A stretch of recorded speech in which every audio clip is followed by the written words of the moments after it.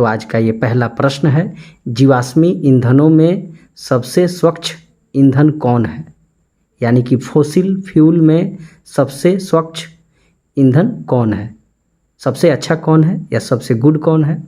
तो option A में है गोबर गैस, ऑप्शन बी में है प्राकृतिक गैस, ऑप्शन सी में है प्रोड्यूसर गैस, ऑप्शन डी में है जल गैस।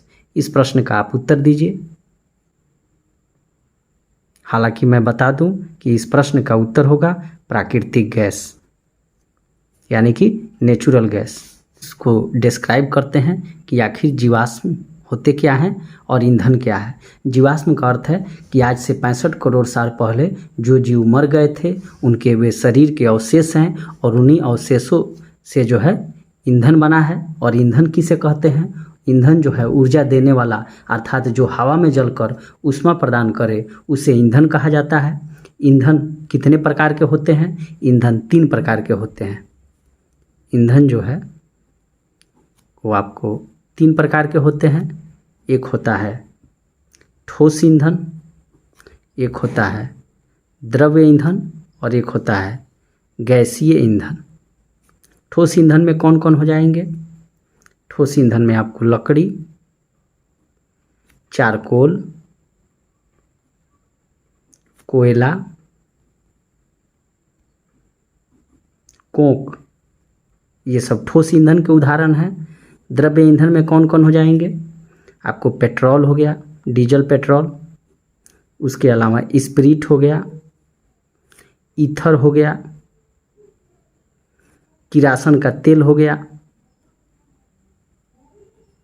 यानी कि जिसे मिट्टी का तेल भी कहा जाता है। गैसीय ईंधन में कौन कौन हो जाएंगे? आपको एलपीजी प्राकृतिक गैस जो घरों में सिलेंडर में उपयोग होता है, कोक गैस, जल गैस, ये सब हो जाएंगे।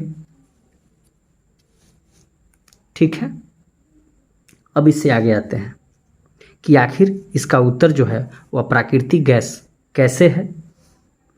तो चूंकि प्राकृतिक गैस जो है वह पेट्रोलियम कुआं से निकलता है, जहाँ से पेट्रोल के जो कुएं होते हैं वहीं से प्राकृतिक गैस निकलता है। और ये प्राकृतिक गैस जो है,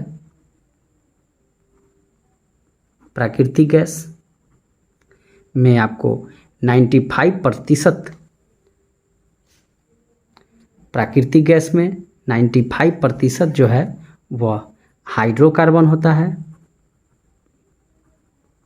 5% अन्य पदार्थ होते हैं और इस 95% हाइड्रोकार्बन में आपको 80% मीथेन होता है। घरों में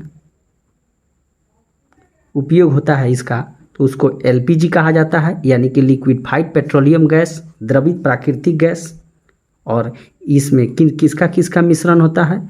एक तो आपको ब्यूटेन का मिश्रण होता है और एक प्रोपेन का मिश्रण होता है। ये प्रश्न पूछा हुआ है कि द्रवित पेट्रोलियम गैस किनका मिश्रण है? तो ब्यूटेन का और प्रोपेन का। और प्राकृतिक गैस किसका मिश्रण है, यानी कि नेचुरल गैस? तो इसका उत्तर हो जाएगा कि हाइड्रोकार्बनों का मिश्रण है।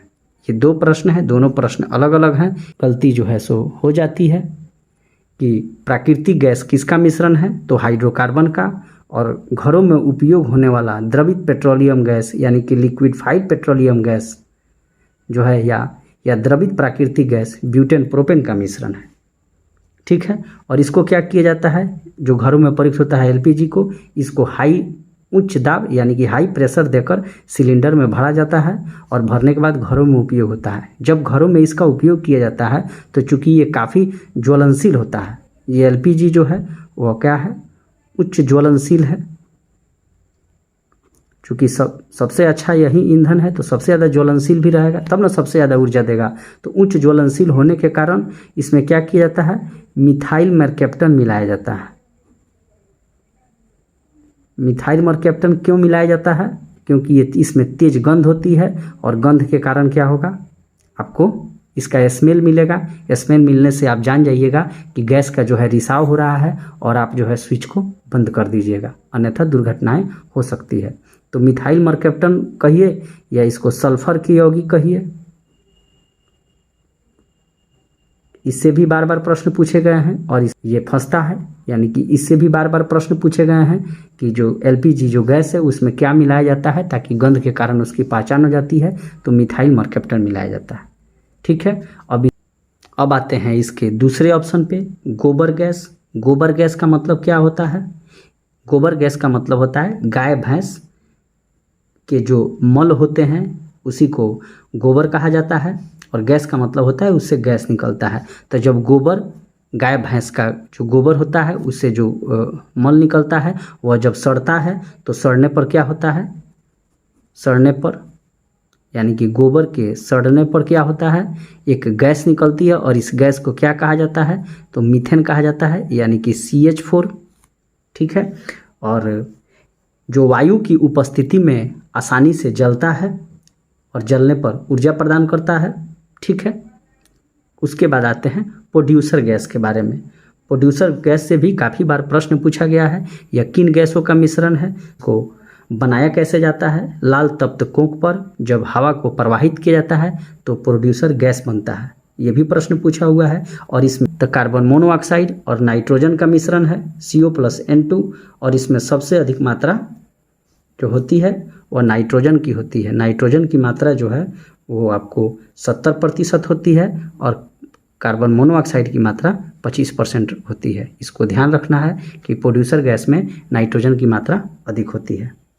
ठीक है, और इसका उपयोग इस्पात उद्योग में किया जाता है। प्रोड्यूसर गैस का उपयोग कहाँ किया जाता है? इस्पात बनाने में, इस्पात बनाने में किया जाता है। उसके आगे आते हैं जल गैस। ये भी काफ़ी बार प्रश्न पूछा हुआ है, ग्रुप डी में से लेकर अन्य उच्च स्तरीय जो परीक्षा है BPSC तक, इससे प्रश्न पूछा गया है। और ये आपको कार्बन और plus carbon monoxide plus hydrogen का मिश्रण है जल गैस, और इस हाइड्रोजन की मात्रा अधिक होती है, 49% हाइड्रोजन की मात्रा होती है, और 45% जो है वह कार्बन मोनोऑक्साइड की मात्रा होती है।